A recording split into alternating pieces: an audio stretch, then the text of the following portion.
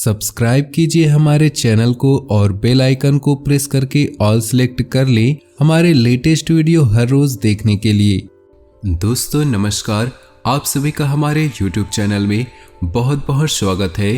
दोस्तों यकीन मानिए, यदि आपने आज का यह वीडियो पूरा देख लिया तो मात्र 21 दिनों में आपकी जिंदगी में इतने बड़े बदलाव आएंगे जिनके बारे में आपने सपने में भी नहीं सोचा होगा।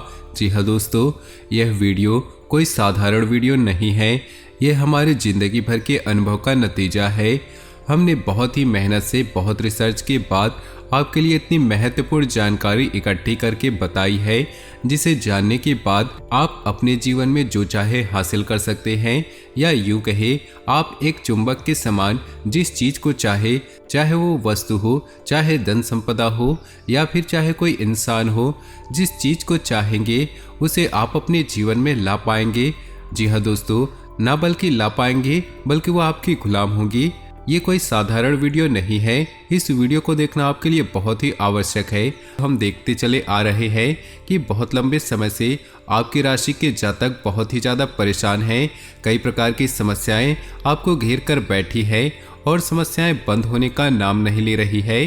कभी कभी आपके मन में ऐसा विचार आता है कि आपके ऊपर किसी प्रकार का कोई बुरा साया है, या फिर आपके जीवन में किसी ने कोई तांत्रिक क्रिया, टोटका या उपाय कर दिया है, या फिर आपकी मेहनत या फिर प्रयासों में ही कमी है।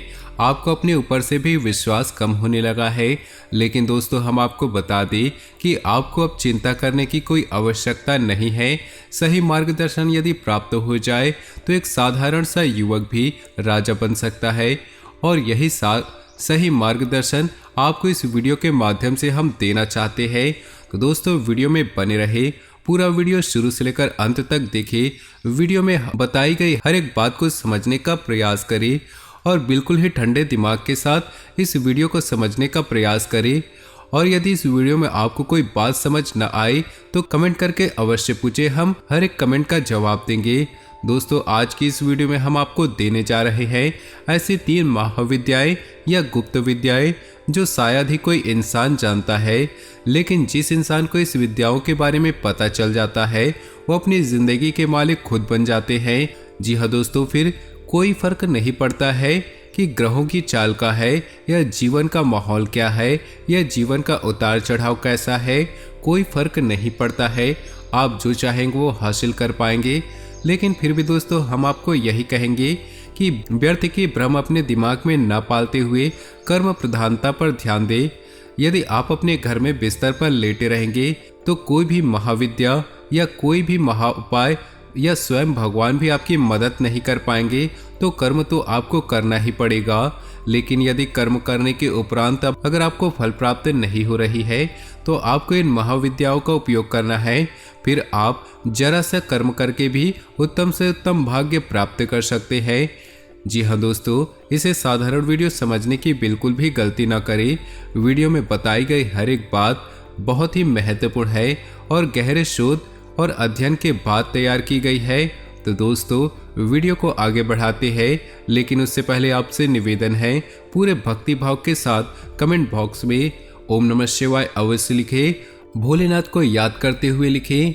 याद रखें, जिसके साथ भोलेनाथ का हाथ है उसका कोई भी बाल भी बांका नहीं कर पाएगा।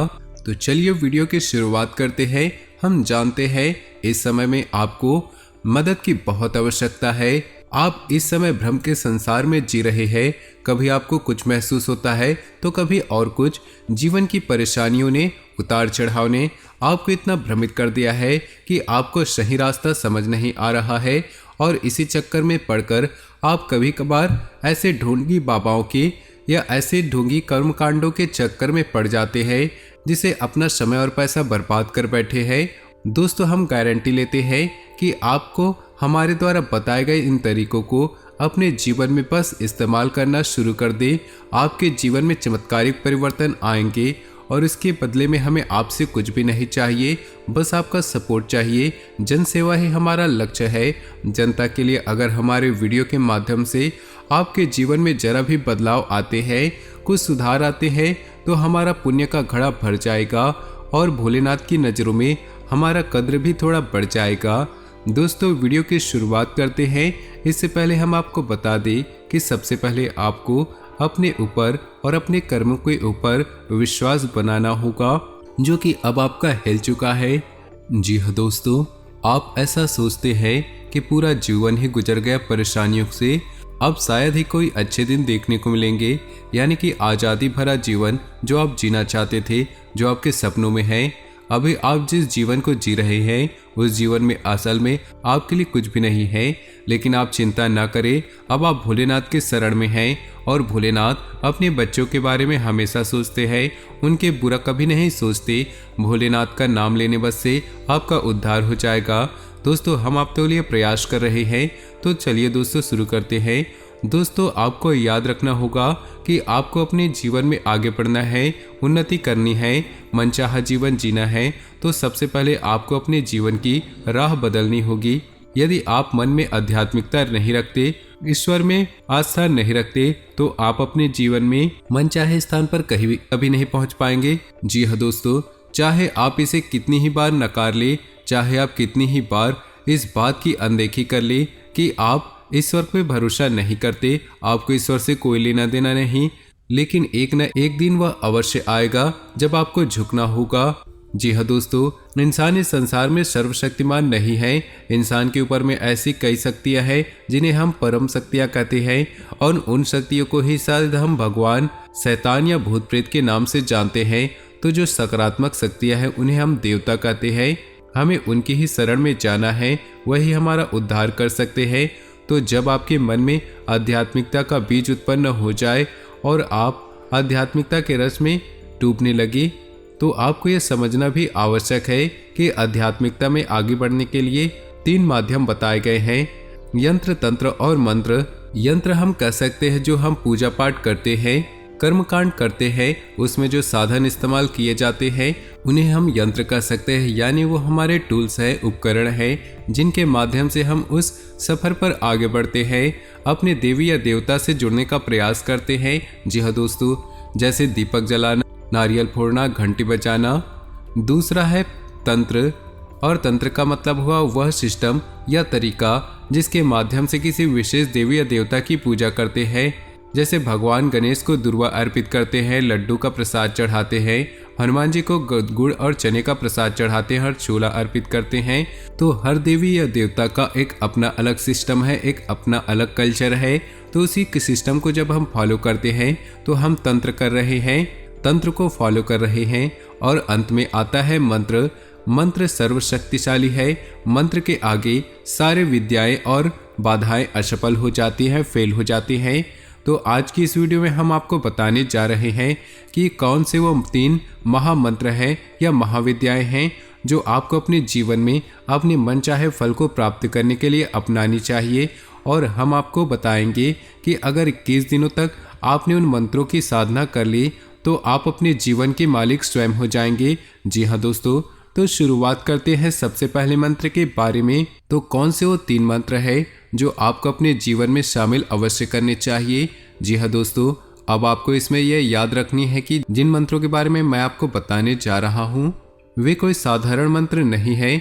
असल में साधारण तौर पर इन मंत्रों का कोई जाप करता भी नहीं है, क्योंकि ये सामान्य जन को इन मंत्रों के बारे में शायद ही पता हो, या फिर जिनको पता भी है वो इन मंत्रों का कभी उपयोग नहीं करते, इनकी शक्ति से अनभिज्ञ है। जी हाँ दोस्तों, तो हम आपको बताते हैं कि कौन वो 3 मंत्र हैं और उनकी क्या शक्तियाँ हैं। यानी कि आप अपनी ज़रूरत के मुताबिक जिस मंत्र को चाहे उस मंत्र को 21 दिन तक उपयोग कर सकते हैं, फिर आप देखेंगे कि आपका जीवन कैसे बदलता है।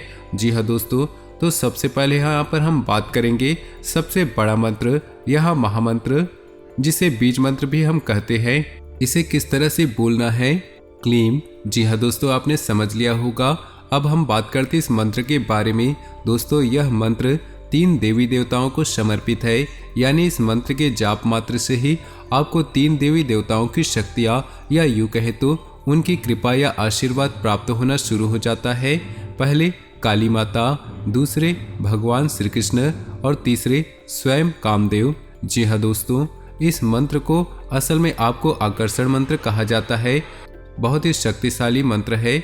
इस मंत्र के यदि आपने 1 माला जाप सच्चे मन से किया तो आप जिस भी मनोकामना को लेकर घर में बैठेंगे 21 दिन पूरे होने से पहले पहले पूरी हो जाएगी। याद रखना, अगर इस मंत्र के आगे ओम को जोड़ दे तो इस मंत्र की शक्तियाँ कई गुना बढ़ जाएगी।